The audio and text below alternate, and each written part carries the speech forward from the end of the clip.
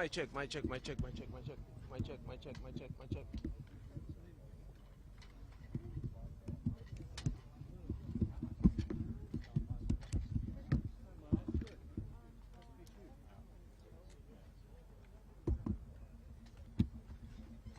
Sorry if I forgot that. I seem to be forgetting that stuff today.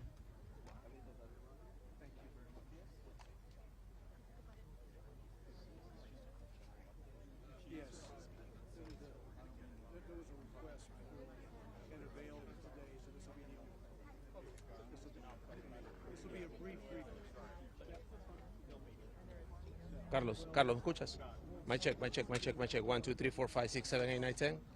Yeah? Check, check. Yes, you good? Right.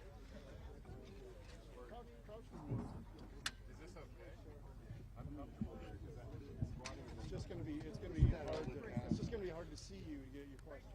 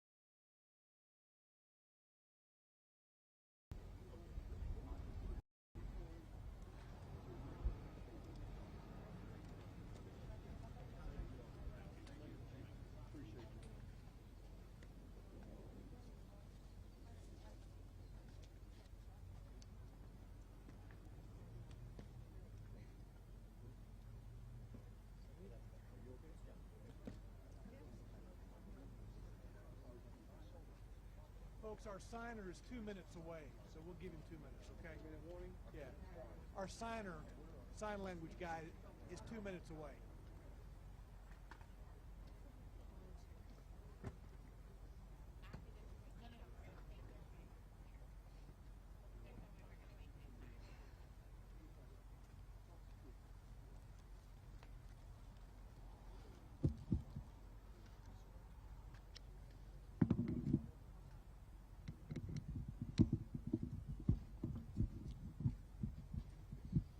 Tommy.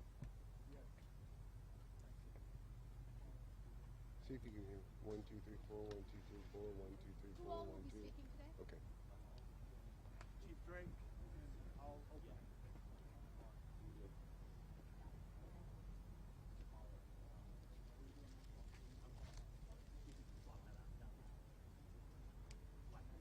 Hey, Evan, switch over to this mic.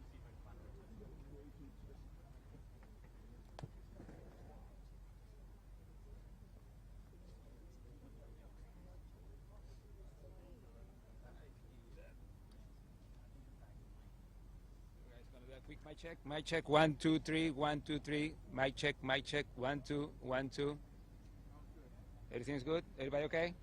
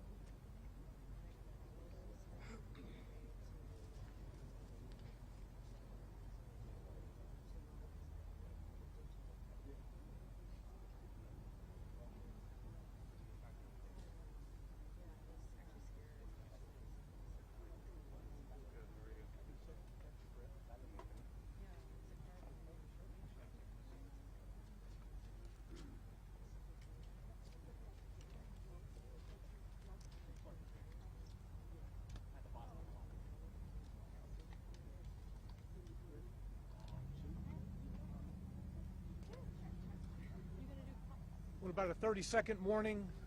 Start in about 30 seconds. And I'll look across. Everybody give me thumbs up if everybody's ready. What is your name?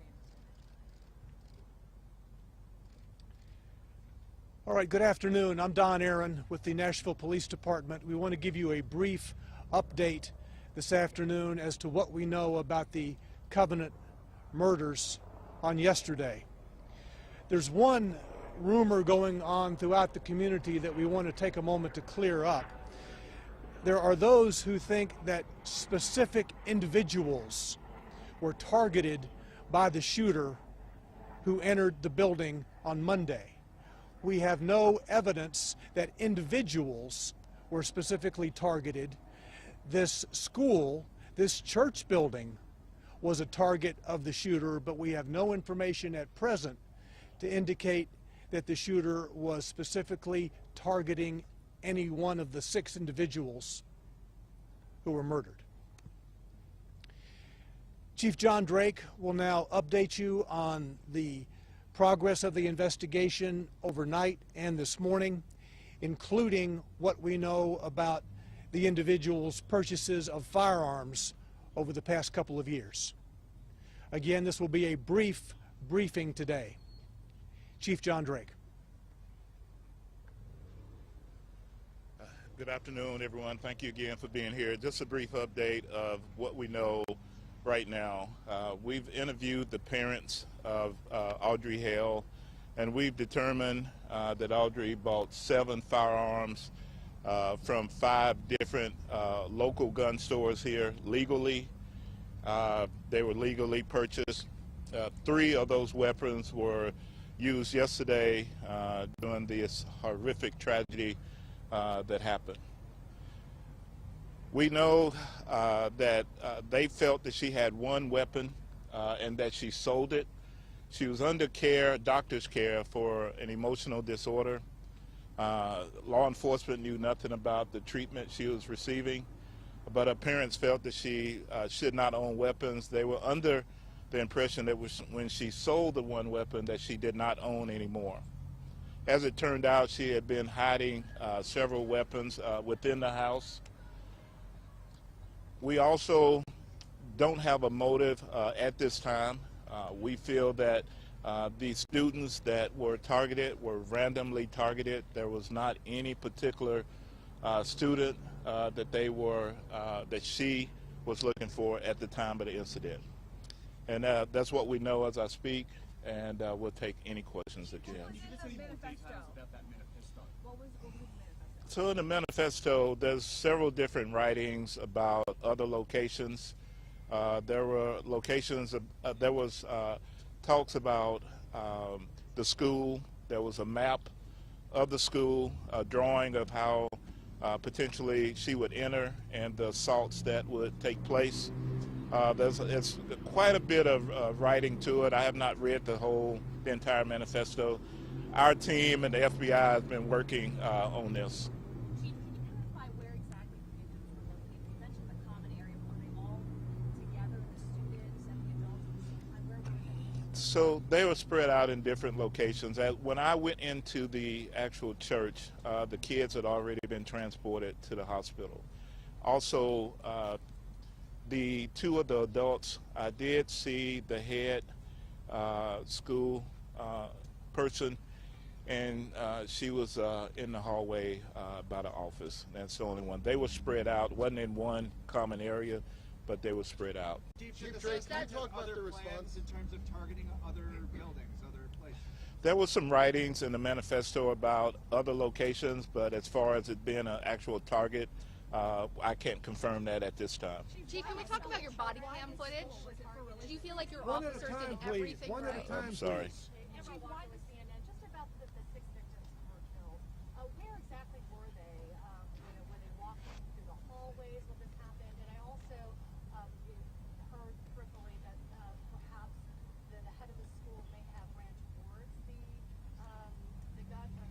shooter.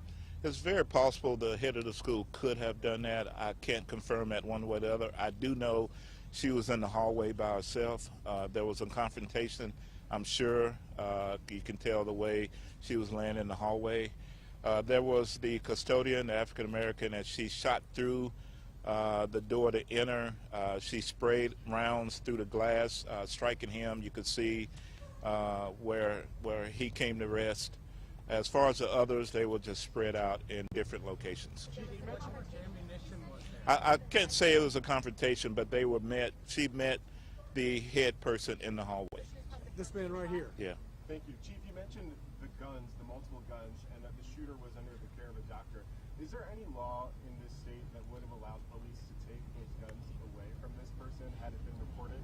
If it had been reported, there's not a law for that, but had it been reported that she was suicidal or that she was going to kill someone and had been made known to us, then we would have tried to get those weapons. But as it stands, we had absolutely no idea actually who this person was, if she even existed. So. Chief, can you talk a little bit about the time? What else did the parents say? Did they expect anything like this to happen? So we know yesterday the Ms. Hale was leaving out of the residence. She had a red bag. They asked her what was in the red bag, and I think she just dismissed it because it was a motherly thing, and didn't look in the bag because at the time she didn't know that her daughter had any weapons and didn't think any differently. Again, they lost a child, so it's very traumatic for them. So Chief, watching the body cam. I think you were first. Yeah. So. Could you talk about the police response? I know they engaged the shooter pretty quickly once they got to the school, but can you talk about the events that led up from when they got the call, what time did they arrive at the school, and could you talk about that time? Because it appears about maybe like 14 minutes or so. Yeah, so they got the call at 10:13, and by 10:24 they had engaged the suspect. As they arrived on the property, there were police cars being hit by gunfire. The suspect was in an upper level. We believe there's been some training of being able to shoot from a higher level. And her gunfire, from the video I've seen, she stood away from the glass so she wouldn't be an easy target to be shot.